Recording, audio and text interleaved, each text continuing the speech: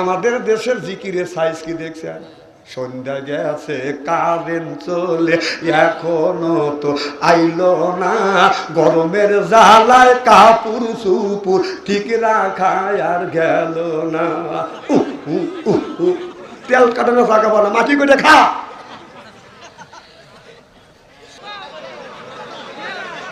না খুব সুন্দর হয়েছে, মারহাবা একটু জোরে কর।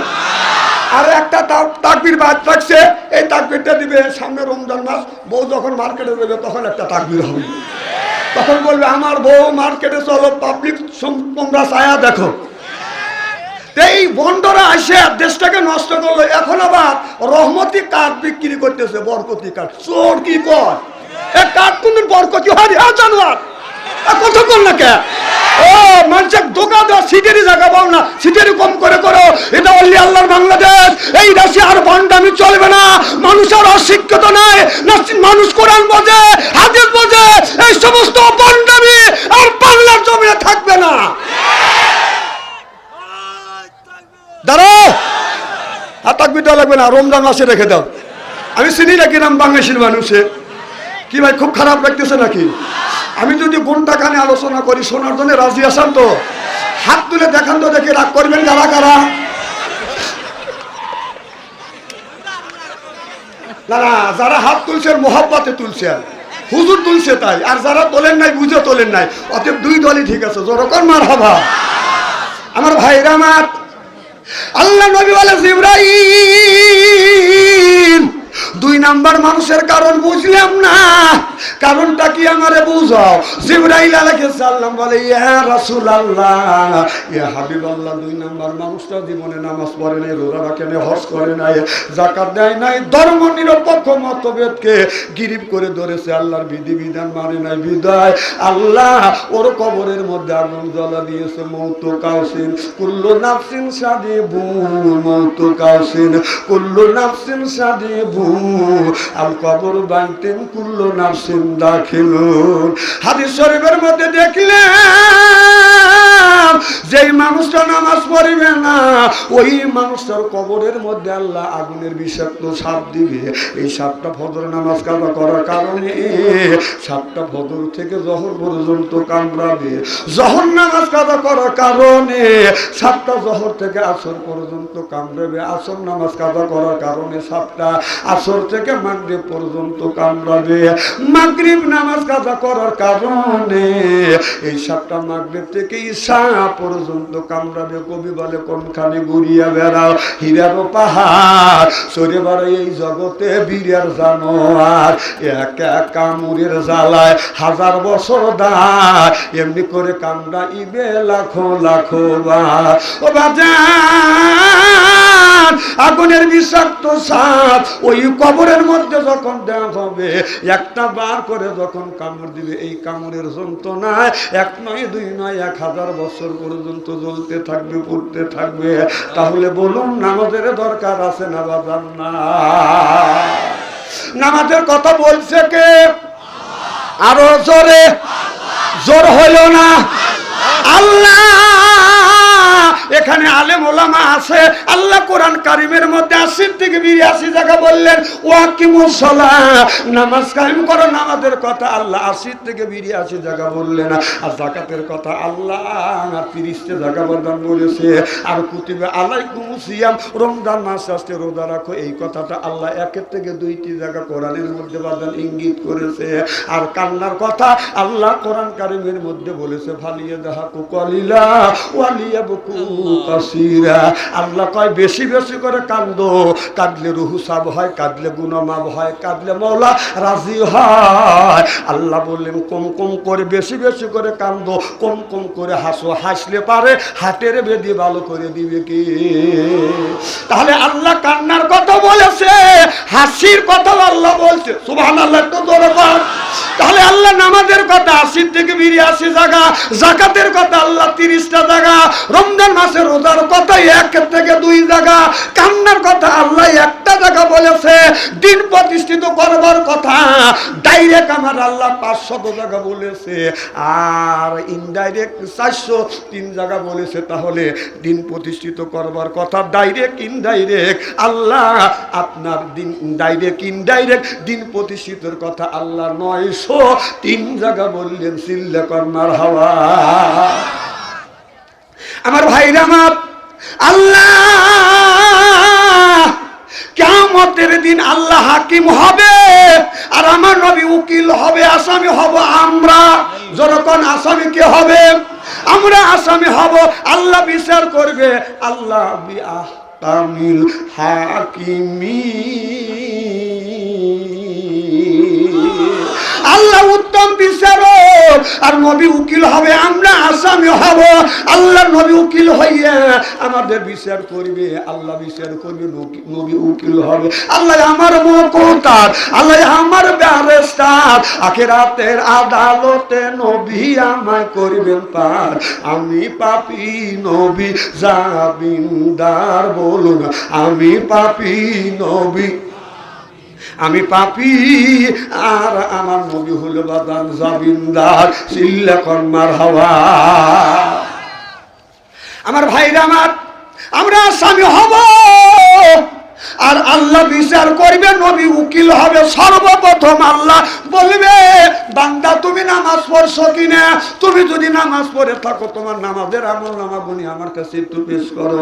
আল্লাহ নবী বললেন, বান্দা দেখি তোমার আমলনামাটা। দেখে আমার নবী আমলনামাটা বাদাল হাতে নিয়ে বলবে, ফজর নামাজ নাই, জোহর নামাজ নাই, আসর নামাজ নাই, মাগরিব নামাজ নাই, ইশার নামাজ নাই, 5 ওয়াক্ত নামাজ পড়ে না। আল্লাহর নবী চোখের পানি ফেলে দিয়ে দিয়ে কাঁদবে আর বলবে, কিরে উম্মত, তোর তো আমলনামায় 5 ওয়াক্ত নামাজ পড়ো নাই, কোনো কিছুই তো নাই, তুমি কি করছো?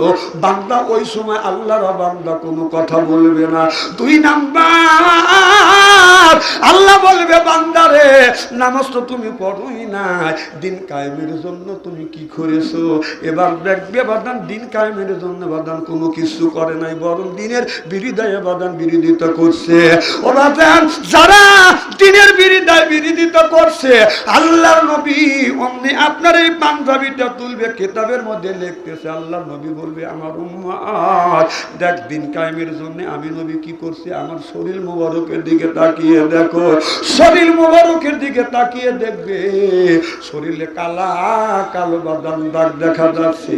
হাদিস শরীফের মধ্যে দেখছি, আমার মা আয়েশা রাদিয়াল্লাহু তাআলা আনহা আমার নবীকে গোসল দেওয়ানোর পরে আমার নবীর শরীরে জয়তুনের তেল যখন মা আয়েশা রাদিয়াল্লাহু তাআলা আনহা যখন মালিশ করে, আমার মা আয়েশা বলে, ইয়া রাসূলুল্লাহ, ইয়া হাবিবাল্লাহ, আপনার শরীরে কালা কালো কালো কালো আমি গোটা দেখতেছি, আপনার শরীরে কি বসন্তর গোটা হয়েছিল? আমার নবী চোখের পানি দিয়ে ফেলে দিয়ে কান্দে, আয়েশা এটা বসন্তর গোটা না, আয়েশা রে তাইফের জমিনে আমি নবী যেদিন কলমা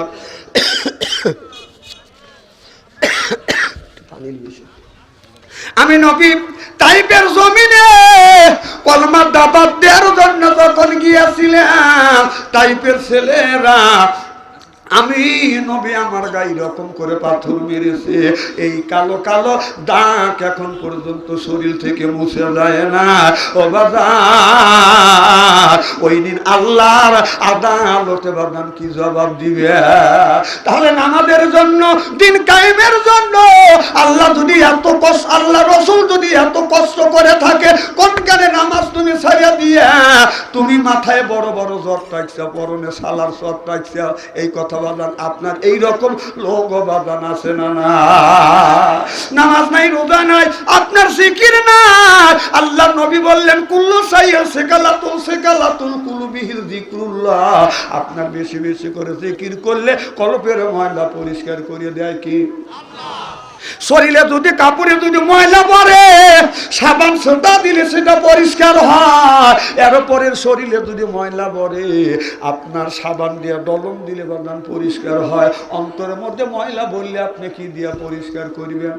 মনে বাবলা পাতা ডাকে লেগেছে, মনে বাবলা পাতা ডাকে লেগেছে, ধুইলে কি যায় সাবানে সাবানে, মনের ময়লা মুজিবে কেমনে, খাজলো তো যায় না রে দুলে, স্বভাব যায় না রে মোলে, শিকার গন্ধ যাবে কি ভাই, সুসর গন্ধ যাবে কি ভাই, গোলাপ জল দিলে মনের ময়লা মুজিবে কেমনে। নবী বলে কুল্লু সাইল সেকালাতুল কুলুবিল যিকরুল্লাহ, নবী বলে বেশি বেশি করে জিকির করো, কলবের ময়লা পরিষ্কার করে দিবে কি? আর আমাদের দেশের জিকিরের সাইজ কি দেখছেন? সন্ধ্যা গেছে কারেন্ট চলে এখনো তো আইলো না, গরমের জ্বালায় কাপুর সুপুর ঠিক রাখায় আর গেল না। তেল কাটানো ফাঁকা বলা মাটি করে খা। খুব খারাপ লাগতেছে নাকি আমার ভাইরা আমার? তাহলে এক নাম্বার ঈমান আনা লাগবে। আল্লাহ বলে ইন্নাল্লাযিনা আমানু, ইন্না মানে নিশ্চয়ই আল্লাযিনা যাহারা ঈমান আনবে ওই আল্লাহর উপরে, ও আমিনুস সলিহাত, আর যারা নেক কাজ করবে। নেক কাজের মধ্যে নামাজ আছে, রোজা আছে, হজ আছে, যাকাত আছে, কুরবানি আছে। ভালো ভালো কাজ যারা করবে বাদান, আপনার ওই নেক কাজ যারা করবে আল্লাহ তাদেরকে বাদান জান্নাতে দিবে। এই জান্নাতে একা একা যাবে না, লোকটা যখন জান্নাতে যাবে ৭০,০০০ হুর আসবে, রিসিপশন করে জান্নাতে নিয়ে যাবে। সুবহানাল্লাহ বললেন না? ওই হুর মানুষের সামনে যখন এসে দাঁড়াইবে, আপনার ওই লোকটা হুরের দিকে যখন তাকাবে, এক নজরে ছায়া থাকবে বাদান, ৭০,০০০ বছর চলে যাবে, চোখের পলক বাদান ফেলবে না। আর আমাদের দেশে হুর নামে কিছু মহিলা আছে, রাস্তা দিয়ে যায় বাদান, আপনার শর্ট কামিজ লাগাইয়া পায়ে পরে হাই হিল করতেছে, কিলকিল ঠোঁটে লাগাই লটকে পিঠ যুবকেরে দেয় সিজ, বোরখা ছাড়া চলে, পেটো খালি পিঠো খালি। আমি হিসাব করে দেখলাম ওই মেয়েটা অরিজিনাল শয়তানের শালি। যুবকের দেয় হাতে তালি, চেনে না অলি গলি, যখন ঠিক কিনা। রাস্তা দিয়ে যদি একজন মহিলা যায়, একবার যদি তাকান যায় আল্লাহ মাফ করে দিবে, দ্বিতীয়বার তাকালে আল্লাহ তার আমল নামে বাদান গুনাহ লিখবে। ও বাজার, একবার যদি তাকান যায় আল্লাহ মাফ করবে, দ্বিতীয়বার তাকালে তার আমল নামায় গুনাহ লিখবে।